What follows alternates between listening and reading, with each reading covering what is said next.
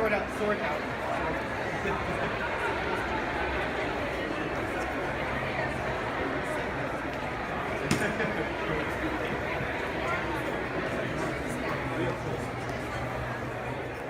Why do I keep doing cosplay? It's a lot of fun, you know. You guys get to get away from the real world for a little bit. You know, you be a little kid and take pictures and, you know, just be silly and be goofy and, you know, just have fun. It's kind of always been around. Like, I know... I mean, if you want to go historical, I mean, people have been dressing up in costume for Halloween for years, and like since it first came about. So I think it just kind of started there, and then of course when they started doing conventions, people are like, "Oh, let's go as our favorite characters. This is really cool." So, and then there's people who really loved doing that, so they're like, you know, I'm just gonna do this all the time, and they love it and they have fun doing it. So. Yeah, I think so. I remember seeing an old ad. I remember someone posted a couple years ago. I think in the 80s, Marvel put out for people who wanted to dress up as their costume characters for a convention, I think, for like a couple bucks or whatever. So maybe like 80s maybe it started, and then from there it kind of just started growing and growing and growing until it hit its peak like right now. I mean, look at Star Trek conventions. That's true. That's true. Star Trek. The Star Trek conventions, people have been dressing up like as their favorite characters in their Starfleet uniforms for years. So if it's like a specific genre of a show, like something like that, then yeah, you're always going to see people in those outfits. But now, since you have more broader conventions like WonderCon and Comic-Con and whatever con, you know, people now just dress as whatever they want. Yeah. And so that's really awesome. Cosplay is an art form to me, and it's a chance for me to express myself and my interest in anime and manga by dressing up as a character that I either admire or I feel that I relate to. And it's, for me, all about having fun in the creative process. So if I'm not having fun, I have to sit back and reevaluate, why am I doing this? And I'm doing it to have fun, and I'm doing it to acknowledge a series creator that created these characters and created this story that I love so much. And it's kind of my chance to show it to other anime fans and anime lovers that go to conventions. So that's what cosplay means to me. I would say definitely sharing what you're passionate about, what characters that you love with others. So that's why you see like multiple Deadpools at conventions or multiple Spider-Mans, and sometimes you have some of these cosplay costumes that are just incredible, and a lot of the big names will go full out. Like Ivy Doom Kitty will go and do Doctor Doom, but she'll be a Doctor Doom Kitty or something like that, or Leanna Vamp was there and she was Wasp from Avengers. And again, it's really all about sharing what you're passionate about with like-minded people. I had originally gotten into cosplay in 2009 when I went to Comic-Con. I was a Jedi, and I just thought it was the coolest thing being able to become a character. And then in 2013, when Lara came out, I had always really adored her and wanted to cosplay as her. But, you know, in the older versions, you know, she had really short shorts and, like, she was beautiful, and I was like, I can't do that. So when this version came out, I was like, I can do that. We go to a lot of conventions. I mean, almost every weekend we're doing something. We're going out to different conventions, actually meeting people. We actually made a lot of friends, a lot of cosplayers out there. And they I know our main guy is Loki Hates You. He comes on. He's our unofficial third co-host now. Yeah, he's been on the show 7 times now. And cool thing about him is he was our very first big cosplay guest.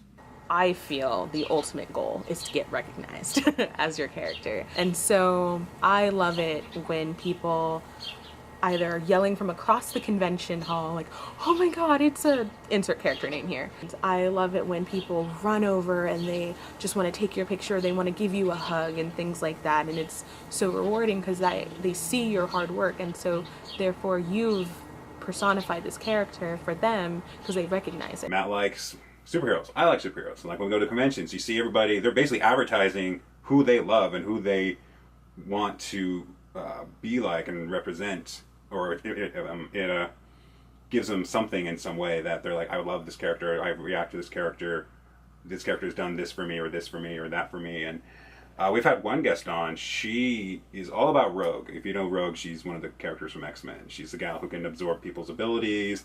And that character, along with, I think Peggy Carter was another character. Peggy Carter, yeah. Yeah, that our guest, she was all about these. And she said, and she had this really great story about what these characters meant to her and how they've helped her become stronger and a better person and all these other things. I was like, wow, that's really amazing. Like, some of the stories these people have are just incredible. I'm Domino. I am Spock, just steamboat. I'm Harley Quinn. Oh, but my cosplay name is Cosplay Babu. I am Anakin Sith, or right before he goes to the dark side completely. Harlequin, the acrobat. I am Deadpool. Agent X. And I'm Catwoman. I'm Zaz, the knife thrower. My character is Lara Croft. Catwoman, the Lion Tamer. In a Spider-Man noir, use a revolver and webs. I'm Poison Ivy, the burlesque dancer. I range from creating everything, making everything from scratch, sewing the fabric, styling the wig, doing my own makeup, all of that. So that's one range, and I also range from all the way to buying the costume. Did you make your own costume? No, I bought it. I cheated. Bought it online. Okay. Fortunately, I did too. I bought it over time and pieced it together. Yeah, his is really good. Eventually, I'm gonna learn how to sew, learn how to. Oh yeah. Yeah, learn how to do it right. But I just thought this is a way to start. Yeah. You gotta start somewhere. I do a little bit of purchasing, but then I do a lot of editing with it too. So I add on. Did you make the costume yourself? I did.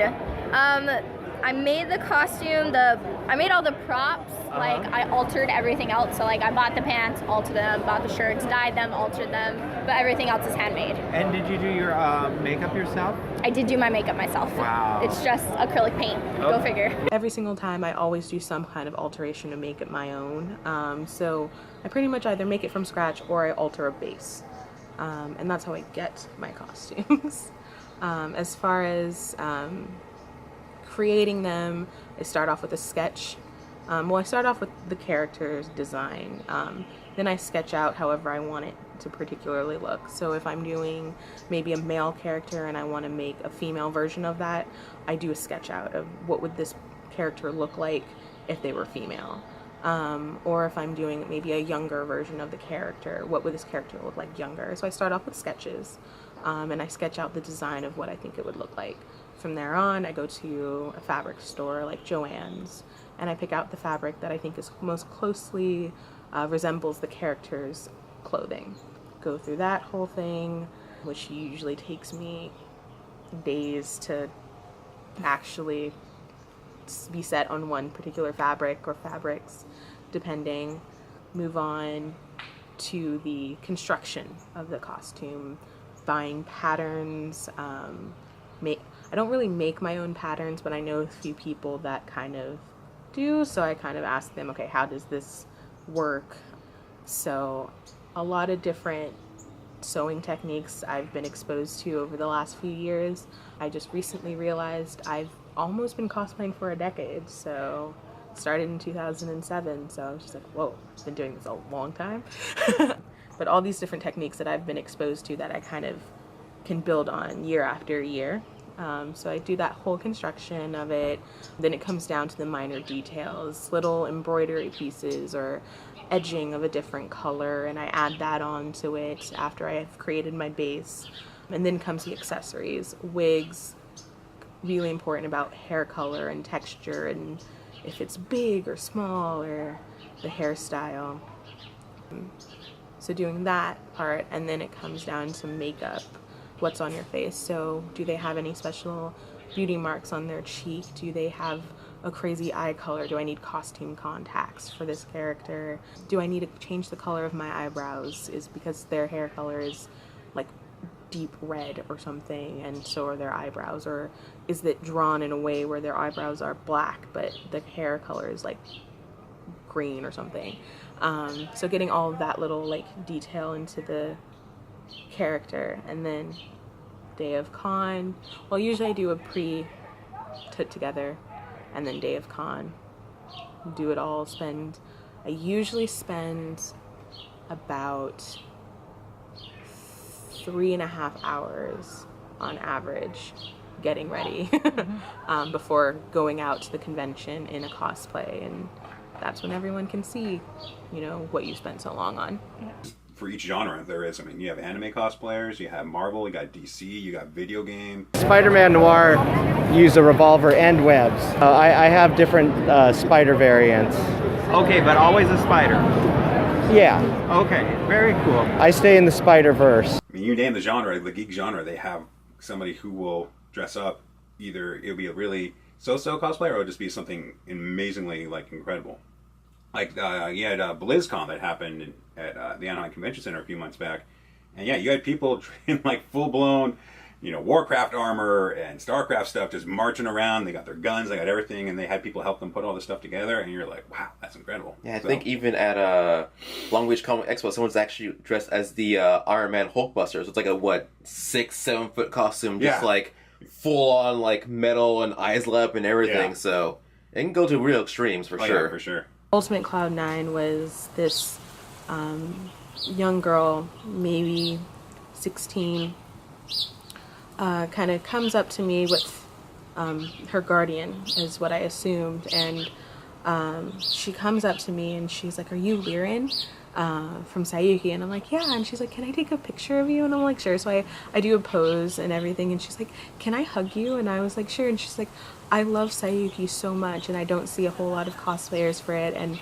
Liren especially, because I think she's such a great character." And to have someone who shares like my views of the character was really great.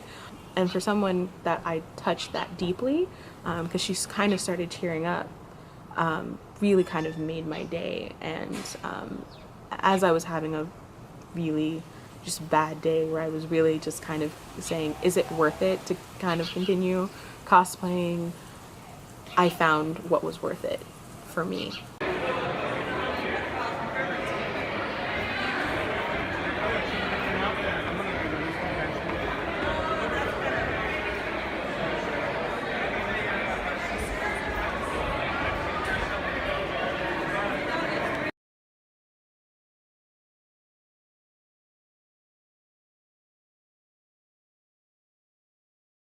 Things like body shaming, women being objectified, unfortunately it does happen, but I feel that it comes from this place of anime is based in Japan. Like that's where anime originates from. It originates from Japan, so the characters in a sense are Japanese, especially ones that take place in Japan. There are fantasy ones that were in the worlds where it takes place in some distant land that no one's ever heard of, and those ones are fine. But I think when it comes to their character designs, they're usually drawn, for women, they're usually drawn more busty, very slim figured.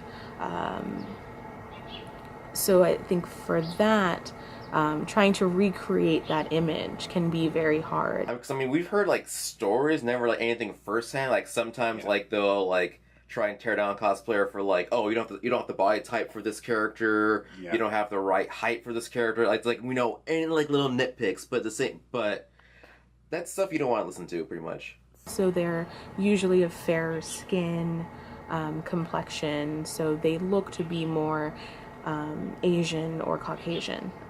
So for the cosplayers like myself who are of darker skin, sometimes it can be hard. And when you have a combination of maybe you're short, maybe you're a bit chubby and darker skin, when you do all that together, when you have all of that going for you but you're still a cosplayer, sometimes people don't acknowledge you as much as, say, someone else who is more fair skin, more slim,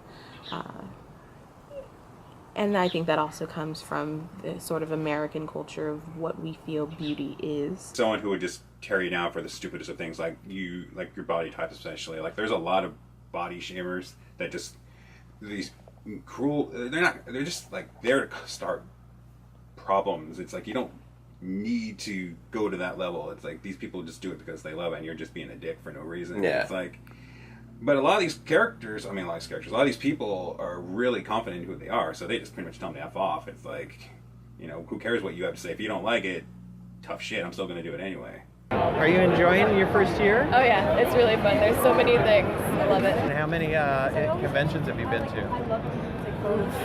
More than I can count on my two hands. Well, the conventions are always fun to go dressed up, a lot of attention. and just like meeting a lot of new people who also cosplay. I've been to so many conventions, it's not even funny. Too many, way too many. You get away from the real world for a little bit. You know, you be a little kid and take pictures and just be silly and be goofy and just have fun. Really just kind of saying, is it worth it to kind of continue cosplaying? I found what was worth it for me. All right, Jackie, you have fun.